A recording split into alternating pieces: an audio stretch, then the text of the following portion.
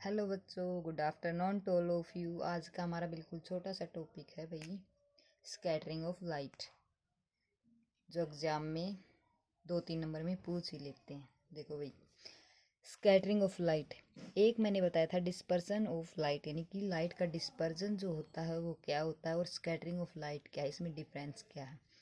देखो भाई, डिस्पर्जन जो मैंने किया था कि जब हम किसी भी लाइट को प्रिज्म में से पास करवाते हैं तो जो लाइट होती है वो क्या हो जाता है, उसका डिस्पर्स मीन्स वो फैल जाती है इस तरह से, यानी कि 7 कलर्स में फैल जाती है, उसको बोलते हैं डिस्पर्जन। और जो स्कैटरिंग ऑफ लाइट होती है, स्कैटर मीन्स क्या होता है, जब कोई भी रे जो होती है वो क्या हो जाती है, यानी कि किसी भी पार्टिकल पर जो लाइट आती है, रे ऑफ लाइट, वो किसी पार्टिकल से टकराए और उससे टकराने के बाद जो उसका क्या होता है कि मैं ये कहूँ कि डिफ्लेक्शन होता है, उसी को हम बोलते हैं स्कैटरिंग ऑफ लाइट। जैसे कि फॉर एग्जांपल कोई ऐसी चीज़ है, फॉर एग्जांपल लगा लो आप लड्डू है, अगर आप लड्डू को ऐसे दूर फेंक के मारते हो तो उसके छोटे छोटे जो पार्टिकल्स होते हैं वो क्या होते हैं, यानी कि उनका फैलाव जो हो जाता है वो बिखर जाते हैं, ठीक है, वो होती है स्कैटरिंग ऑफ लाइट। और उसी तरह से अगर हम लाइट ऑफ डिस्पर्जन में देखें तो लाइट क्या होती है, जब हम एक रे को इस तरह से रे गुजारते हैं तो उसमें लाइट का क्या हो जाता है, यानी कि फैलाव यानी कि मैं कहूँगी कि उसका डिस्पर्जन हो जाता है, मीन्स वह 7 कलर्स में रिफ्लेक्ट होने लगती है, ठीक है। ये होता है मेन डिफरेंस। देखो स्कैटरिंग ऑफ लाइट क्या होती है, डेफिनेशन देखते हैं कि scattering of light is defined as the light is deflected from its path, यानी कि अपने पाथ से क्या वो डिफ्लेक्ट हो जाती है due to its interactions with the particles, यानी कि जब कोई भी रे ऑफ लाइट होती है वो पार्टिकल से टकराती है, उस वो क्या हो जाती है, डिफ्लेक्ट हो जाती है of the medium through which its passage, यानी कि जब भी किसी पार्टिकल से रे या लाइट बोलू टकराएगी तो क्या होगा, यानी कि डिफ्लेक्ट हो जाती है, और उसी को बोलते हैं स्कैटरिंग ऑफ लाइट, ठीक है। स्कैटरिंग ऑफ लाइट जो है, स्कैटरिंग के मेनली 2 टाइप्स होते हैं, इलास्टिक और इन इलास्टिक, ठीक है। Elastic scattering and in elastic scattering. देखो हम देखते हैं इलास्टिक क्या होता है, इलास्टिक मीन्स लचीलापन, क्या होता है, लचीला होता है, मीन्स जैसे कि मैंने ये प्लास्टिक की स्ट्रिक है, ये है, यानी कि इस तरह से इलास्टिक मीन्स मुड़ जाए, वो होती है इलास्टिक, ये वाली इन इलास्टिक है, ठीक है। तो देखो क्या कह रहा है कि the size when the size a of the scattering particles is much smaller than the wavelength, means कहने का मतलब ये है, जो हमारा a है, वेयर a क्या है, स्कैटरिंग पार्टिकल्स, यानी कि कोई भी पार्टिकल्स है उसको हम लेंगे e, और वो लेस देन हो लैम्डा मीन्स वेवलेंथ से, वेयर लैम्डा जो है वो क्या है, वेवलेंथ, यानी कि जो हमारा स्कैटर पार्टिकल्स ए है वो लेस देन हो वेवलेंथ से ऑफ इंसिडेंट लाइट, ठीक है। There is no exchange of energy, तब इसकी एनर्जी जो है वो एक्सचेंज नहीं होगी, किस किस के बीच की जो एनर्जी है वो एक्सचेंज नहीं होगी, वो incident light and scattering particles की। जो हमारा यहाँ पर ए दे रखा है वो हमारा है कोई भी स्कैटरिंग पार्टिकल्स बोलेंगे हम, स्कैटर्ड पार्टिकल, ठीक है। और जो लैम्डा है इसको हम क्या बोलेंगे, इंसिडेंट वेवलेंथ भी बोलेंगे और इंसिडेंट लाइट भी है, ठीक है। लैम्डा जो है वो वेवलेंथ है वैसे तो, लेकिन इंसिडेंट लाइट बोलेंगे, और ये जो है ये कोई पार्टिकल है जो स्कैटर्ड पार्टिकल होता है वो, ठीक है। तो जब हमारा ए जो है वो लेस देन होता है वेवलेंथ से of incident light, there is no exchange of energy, तब एनर्जी का कोई भी एक्सचेंज नहीं होगा, किस किस के बीच में, इंसिडेंट लाइट के बीच में और स्कैटर पार्टिकल्स के, मीन्स ए और लैम्डा के बीच में नो एक्सचेंज एनर्जी, ठीक है। इसी तरह से सेकंड डेफिनेशन है in elastic scattering. In elastic means ये इलास्टिक लचीलापन होता है। तो देखो इन इलास्टिक क्या हो गया भाई, जैसे कि ये वाले जो पेन है ये इस तरह से ऐसे मुड़ेगा नहीं, उसको बोलते हैं इन इलास्टिक, ठीक है। क्या होता है, when the size of scattering particles, scattering means वही ए, यानी कि हमारा ए ले लेते हैं कि वेहन the size of scattering particles, जब किसी भी पार्टिकल्स जो स्कैटर्ड हो रहा है उसकी size is much greater than the wavelength, lambda से ज़्यादा हो, ग्रेटर हो ऑफ द इंसिडेंट लाइट। देखो ए जो है वेरी वेरी ग्रेटर देन हो लैम्डा से, तब क्या होगा, द इंटरचेंज ऑफ एनर्जी, जब तब हम अपनी एनर्जी जो हमारे पास उसको इंटरचेंज कर सकते हैं, किस किस के बीच में, scattering of particles and incident light के बीच में। कहने का मतलब ये है, अगर ए है वो लेस देन हो लैम्डा से तो एनर्जी का कोई एक्सचेंज नहीं होगा। किस में? दो केस के बीच में होती है एनर्जी का एक्सचेंज, इंसिडेंट लाइट और स्कैटरिंग पार्टिकल्स के बीच में। ठीक है, जब स्कैटर्ड का नेम आया है तो पार्टिकल्स आएगा। ठीक है, स्कैटरिंग लाइट नहीं भी स्कैटरिंग पार्टिकल्स होगा। और जब इनइलास्टिक का केस आता है तो जो ए जो होता है यानी कि जो स्कैटर्ड पार्टिकल होता है वो जब ग्रेटर देन होता है वेवलेंथ से, तब हमारी जो एनर्जी है वो इंटरचेंज होती है किस किस के बीच में? स्कैटरिंग पार्टिकल्स की और इंसिडेंट लाइट के बीच में। ये थे दो इसके टाइप। उसके बाद देखो भाई कुछ एग्जाम्पल है, मान लो पूछ ले कि स्कैटरिंग ऑफ लाइट के कुछ एग्जाम्पल दो। तो देखो फर्स्ट क्या है? Blue colour of the clear sky. कहने का मतलब ये है कि जो आसमान है वो हमें नीला क्यों दिखाई देता है? क्यों दिखाई देता है भाई? Blue colour of the sky is due to scattering of light, यानी कि ये स्कैटरिंग ऑफ लाइट की वजह से हमें दिखाई देता है बाय एटमॉस्फेयर पार्टिकल्स, यानी कि हमारे जो एटमॉस्फेयर है, जो वातावरण है, उसमें जो पार्टिकल्स होते हैं जब उससे कोई भी रे टकराती है, यानी कि स्काई मीन्स आसमान में जैसे ही सूर्य का प्रकाश आता है तो वो एटमॉस्फेयर में जितने भी पार्टिकल्स हैं, बहुत सारे पार्टिकल्स हैं भाई, उससे रे टकराती है। तो मान लो ये हमारे पास कोई पार्टिकल है। ठीक है, ये हमारे पास पार्टिकल है और ये सन है भाई, यहाँ पे यहाँ से रे आई, इस तरह से इस यहाँ पर टकराई तो ये क्या होगी? इस तरह से मीन्स डिफ्लेक्ट हो जाएगी, रिफ्लेक्ट हो जाएगी। ठीक है, क्या होगा? ये टकरा के इस तरह से स्कैटर्ड हो जाएगी। क्या होगा? स्कैटर्ड होगा। ठीक है, जैसे कि फॉर एग्जाम्पल, जैसे कि ये हमारा बल्ब है, ये हमारा बल्ब है, इसमें लाइट क्या होती है? स्कैटर्ड होती है। ठीक है, इसी तरह से है जैसे ही blue colour of the sky due to scattering of light by atmospheric particles, blue colours has shorter lambda. क्या कह रहा है कि जो ब्लू कलर होता है उसकी जो वेवलेंथ होती है वो शॉर्ट होती है रेड से। कैसे? देखो भाई, मैंने कल आपको एक बात बताई थी कि ये हमारा प्रिज्म है, यहाँ से कोई भी वाइट लाइट देते हैं तो ये 7 कलर्स इस तरह से क्या होता है? डिस्पर्जन होता है। 1 2 3 4 5 6 7 भाई, ये मैं वैसे ही बना रही हूँ, देख लेना। तो मैंने बताया था कि विब ग्योर होता है। क्या होता है? विब ग्योर होता है। ठीक है, यानी कि अब नीचे से शुरू होंगे, ये VIBGYOR। ठीक है, यानी कि जो ऊपर वाला रेड है इसकी जो वेवलेंथ होती है यानी कि लैम्डा, वो सबसे हाई होता है, और जो वेवलेंथ ऑफ वोयलेट कलर की जो होती है वो, जिसकी वेवलेंथ होती है वो सबसे लो होती है। इतनी बात बताई थी। तो देखो यहाँ पर ब्लू कलर कहाँ पे आ रहा है भाई? 3rd नंबर पे आ रहा है। मीन्स ये कह रहा है, और एक बात और याद रखना, अगर इसकी वेवलेंथ हाई है तो मैंने एक ये वैल्यू बताई थी कि जो इसका रिफ्रैक्टिव इंडेक्स को यहाँ पर हम लेंगे इसका स्कैटरिंग जो पार्टिकल है हमारा, वो इसका रेड का लो होता है। मैंने कल बताया था आपको कि जो रिफ्रैक्टिव इंडेक्स होता है रेड का वो होता है, वेवलेंथ तो होती है भाई 653 इंटू इतनी, और इसका रिफ्रैक्टिव इंडेक्स इस तरह से होता है, और ये फिर इस तरह से बढ़ता चला जाता है और ये घटती चली जाती है। ठीक है, तो हमारे जो ब्लू कलर है उसकी वेवलेंथ तो क्या होती है?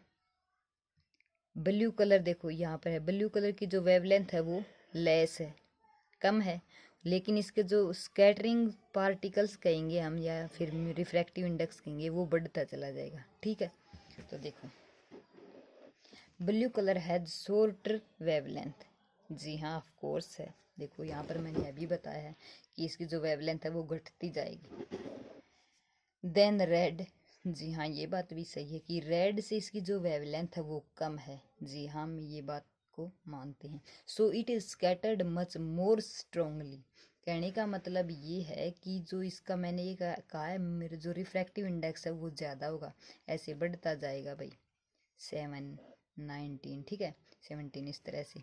तो देखो ये मैंने कहा कि अल्फा पार्टिकल्स है यहाँ पे, तो हमारा जो स्कैटर्ड पार्टिकल है वो क्या है? वो स्ट्रोंग होगा, मीन्स इसके रिफ्रैक्टिव इंडेक्स तो ज़्यादा होता जाएगा। ठीक है, तो यही बात है कि blue colour has shorter wavelength. आपको ये याद रखना है कि अगर कोई पूछ ले क्यों दिखाई देता है ब्लू कलर, तो blue colour has shorter wavelength than red. Red colour से इसकी वेवलेंथ कम होती है, शॉर्ट होती है, so it is scattered much more strongly, यानी कि इसकी जो स्कैटर्ड होता है वो ज़्यादा होता है। सो स्काई लुक्स ब्लू, इस कारण से हमारा जो आसमान है वो हमें नीला दिखाई देता है। ठीक है, इसके बाद सेकंड देखो भाई, क्लाउड्स आर सीन वाइट, हमारे जो बादल होते हैं वो हमें सफ़ेद क्यों दिखाई देते हैं? क्यों दिखाई देते हैं? देखो, because there are dust particles. एक बात तो ये याद रखो भाई, जैसे कि क्लाउड्स होते हैं वो हमें ऐसे धुंध जैसे दिखाई देते हैं यानी कि कोई धुआं है, मीन्स डस्ट पार्टिकल्स। एक बात तो ये याद रखनी है कि जहाँ पर क्लाउड नेम आ जाता है वहाँ पर डस्ट पार्टिकल्स होते हैं, मीन्स धुआंधार दिखाई देता है। और एक बात ये याद रखनी है कि जब भी आसमान में एरोप्लेन जाती है, हवाई जहाज जाती है, तो जब हम देखते हैं तो हम ये कहते हैं कि भाई वो बादलों के अंदर चली गई। मीन्स अगर वो नीचे होती, बादल अगर ऊपर होते तो हमें नीचे जाती है जो एरोप्लेन है वो दिखाई देती। लेकिन बिकॉज वो तो हम कहते हैं उसके अंदर चली गई, यानी कि हमारे जो बादल हैं वो क्या है? नीचे है। ठीक है, बादल क्या है? थोड़े लो है भाई, लोअर है, नीचे हैं। तो देखो, देर आर डस्ट पार्टिकल्स, इसमें डस्ट पार्टिकल्स होते हैं, एंड वाटर ड्रॉप्स, और कुछ पानी की बूंदें होती हैं, इन clouds, and their size is much more than wavelength of lights. क्या है? इसकी जो साइज है वो more than wavelength of light से क्या है? ज़्यादा है। जैसे कि मैंने कहा हमारा जो ए है, मैंने बताया है कि ए हमारा है स्कैटरिंग पार्टिकल्स, तो ये क्या है? ग्रेटर देन है वेवलेंथ से। ठीक है, यानी कि जो स्कैटरिंग पार्टिकल्स है क्लाउड्स में वो क्या है? ग्रेटर देन है वेवलेंथ से। They scatter light of all colours, इसीलिए जो लाइट्स होती है वो ऑल यानी कि सभी कलर्स में क्या होती है? स्कैटर हो जाती है ऑलमोस्ट इक्वली, यानी कि सभी कलर्स में। जैसे ही सन से लाइट आती है तो क्या होता है? पार्टिकल से टकराती है तो वो हर कलर्स में क्या हो जाता है? स्कैटर हो जाता है। Hence the cloud having droplet of water with A is greater than lambda, यानी कि स्कैटरिंग जो है हमारी वो ग्रेटर देन है वेवलेंथ से, आर जनरली सीन वाइट, इसीलिए वो हमें वाइट दिखाई देते हैं। ये बात आपको याद रखनी है भाई। ठीक है, उसके बाद है danger signals are red in colours, यानी कि हम किसी भी खतरे की जगह जो लाइट यूज होती है, मान ली कहीं पर भी भाई, जैसे रेलवे स्टेशन पर जहाँ भी होता है वहाँ पर रेड कलर ही क्यों होता है? जो लाइट्स लगी होती हैं वो रेड कलर की क्यों होती है? बिकॉज क्यों? जैसे कि फॉर एग्जांपल जो लेज़र लाइट होती है ना, वो आपने देखी होगी। क्या होता है? जो रेड लाइट होती है ना, देखो, जो रेड लाइट है उसकी जो वेवलेंथ है वो सबसे ज़्यादा है, ऊपर ही ऊपर है ना, इसकी वेवलेंथ सबसे ज़्यादा है, लेकिन जो स्कैटरिंग पार्टिकल या फिर रिफ्रैक्टिव इंडेक्स का वो सबसे लो है। मीन्स जो रेड कलर होता है वो ही क्यों लगा होता है? वो ही उन्हीं की लाइट्स क्यों लगी हुई होती हैं भाई डेंजरस किसी भी खतरे की जगह पर? बिकॉज क्योंकि जो रेड लाइट है उसका क्या? स्कैटर्ड नहीं होती, वो उसका डिस्पर्जन नहीं होती, यानी कि वो एक फिक्स, जैसे कि लेज़र लाइट लेते हो आप तो उसका जो पॉइंट है रेड कलर का वो कितनी भी दूर तक जाए वो एक ही पॉइंट पर जाएगा भी, बिल्कुल जैसे कि इतना पॉइंट है तो वो रेड यहाँ पर इतनी दूर पर भी इतना ही होगा। वो स्कैटर इस तरह से फैलता नहीं है वो कलर, रेड कलर, बिकॉज क्योंकि उसकी वेवलेंथ बहुत आई है। ठीक है, इसीलिए हम रेड लाइट का यूज करते हैं। Because red colour has maximum wavelength, यानी कि वेवलेंथ बहुत ज़्यादा होती है। It can be seen from larger distance, अगर हम इसको बहुत यानी कि दूर की डिस्टेंस, दूरी पर से भी देखें तो हमें जो रेड कलर है वो दिखाई देगा। बाकी कलर हैं वो ऐसे नहीं दिखाई देते, लेकिन जो रेड कलर है वो स्कैटर भी नहीं होता है और हमें दिखाई देता है। Distance that why danger signals are made up red colour, इसीलिए जो सिग्नल्स बने होते हैं वो रेड कलर के बने होते हैं। ठीक है, बिकॉज वेवलेंथ के कारण, हाई वेवलेंथ के कारण। ठीक है, उसके बाद देखो भाई, reddish appearance of sun at sunrise and sunset, जब हमारा जो सूर्य है वो उगता है या छिपता है तब वो रेड, वो जो उसकी अराउंड जो एरिया होता है वो रेडिश सा यानी कि लालिमा सी दिखाई देती है। वो क्यों होती है? क्यों होती है? बिकॉज जैसे कि भाई ये हमारे पास क्या है? ये हमारे पास है सन, ये हमारी अर्थ, ये फिर सन है। क्या होगा? मैंने आपसे ये कहा है कि जो रेड लाइट होती है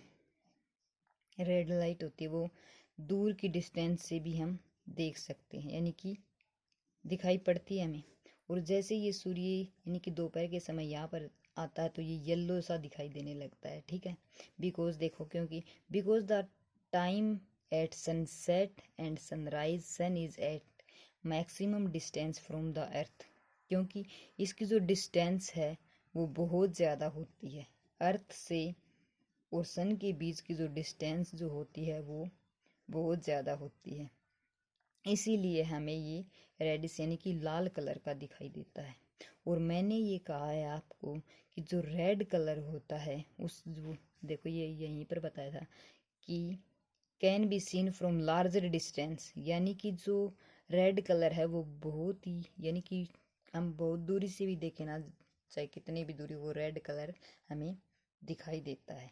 इसीलिए ये जो सनसेट और सनराइज के समय हमें ये लाल दिखाई देता है। और जब ये दोपहर को हमारे बिल्कुल इस अर्थ के पास आ जाता है ना, पास आता है, तब ये येलोइश यानी कि येलो येलो कलर का हमें दिखाई देता है, क्योंकि इसकी डिस्टेंस बहुत कम हो जाती है। और जैसे जैसे इसकी डिस्टेंस दूर होती है ये हमें रेड कलर का दिखाई देता है। तो मुझे उम्मीद है भाई ये स्कैटरिंग ऑफ लाइट जो है इसके दोनों टाइप और ये एग्जाम्पल्स, अगर मान लो एग्जाम्पल 1-2 नंबर में भाई जैसे कि ये वाला पॉइंट पूछ लेते हैं, ये डेंजर सिग्नल में क्यों यूज़ किया जाता है, या फिर छोटे क्वेश्चन पूछ लेते हैं कि जो स्टेशन पर या रेलवे स्टेशन पर जो लाइट लगी रहती हैं, ये तो ऑफकोर्सली सभी को पता है। क्लाउड्स आर सीन वाइट, ये क्यों दिखाई देते, तो आपकी इसको वेवलेंथ याद रखना है। और स्कैटरिंग ऑफ जो पार्टिकल्स होते हैं वो कैसे, मैंने आपको सारे टॉपिक बता दिए भाई। ये पूरे पॉइंट करोगे ना तो 3-4 नंबर तो ऑफ कोर्स पूरी होंगे आपकी, ठीक है। और बिल्कुल आसान सा ही है। एक क्वेश्चन आ जाता है कि difference between dispersion and scattering, यानी कि इन दोनों के बीच में क्या डिफरेंस है, तो डिफरेंस यही है भाई, जो डिस्पर्जन होता है उसमें एक वाइट लाइट होती है, रे होती है, जो 7 कलर में क्या हो जाती है, कम यानी कि 7 कलर्स में मैं कहूँगी कि भाई बट जाती है या डिफ्लेक्ट हो जाती है। और जो स्कैटरिंग होती है वो क्या होती है, एक पार्टिकल्स यानी मैं ये कहूँ कि क्या होता है, जैसे ही रे पार्टिकल से टकराती है तो इसका क्या हो जाता है, बिखराव बिखराव हो जाता है, ठीक है। तो इसका सिंपल सा एग्जांपल है कि जैसे ही कोई लड्डू लेते हो आप ऐसे मारते हो तो उसके जो पार्टिकल्स होते हैं वो दूर दूर बिखर जाते हैं, उसी से रे टकराती है, डिफ्लेक्ट होती है, और वही होती है स्कैटरिंग ऑफ लाइट। बस यही था भाई आज का छोटा सा टॉपिक। तो भैया अगर समझ में आए तो वीडियो को लाइक शेयर एंड चैनल को सब्सक्राइब भी कर दिया करो। आज के लिए बस इतना ही, मिलते हैं अगले वीडियो में। Thank you so much.